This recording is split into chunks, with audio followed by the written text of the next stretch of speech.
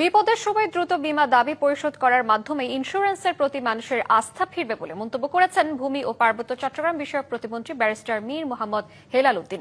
সকালে রাজধানীর international convention city বসুন্ধরায় সোনালী life insurance আয়োজিত এমজিকিউ লিডার্স ক্লাব অ্যাওয়ার্ড অনুষ্ঠানে ব্যবসা নয় বরং বীমা প্রতিষ্ঠানগুলোকে মানব সেবার উদ্দেশ্যে কাজ করার আহ্বান জানান তিনি। এ সময় বীমা কর্মীদের উৎসাহিত করতে সোনালী লাইফের প্রতিষ্ঠাতা মোস্তফা গোলাম কুদ্দুসের স্মরণে এমজিকিউ লিডার্স অ্যাওয়ার্ড দেয়া হয়। প্রতিষ্ঠানটির শীর্ষ কর্মকর্তারা জানান, গেল বছর সোনালী লাইফ 405 কোটি টাকার বীমা দাবি পরিশোধ করেছে।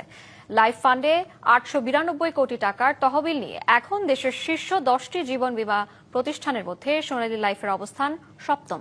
এই টোটাল সেক্টরটাকে ওনারা ডেভেলপ করতে সাহায্য করবেন, যাতে মানুষ যে কারণে ইন্স্যুরেন্স গুলো করে, যেই কারণে পরিবারের বিপদের সময় যেন তারা সেই সহায়তাটা পেতে পারে, এই ব্যাপারে যেন সবাই আরো সিম্প্যাথেটিক ওয়েতে এবং মোর ডিলিজেন্টলি ওনারা চেষ্টা করে যাতে এই ফ্যাসিলিটিটা, এই সেবাটা তারা দিতে পারে।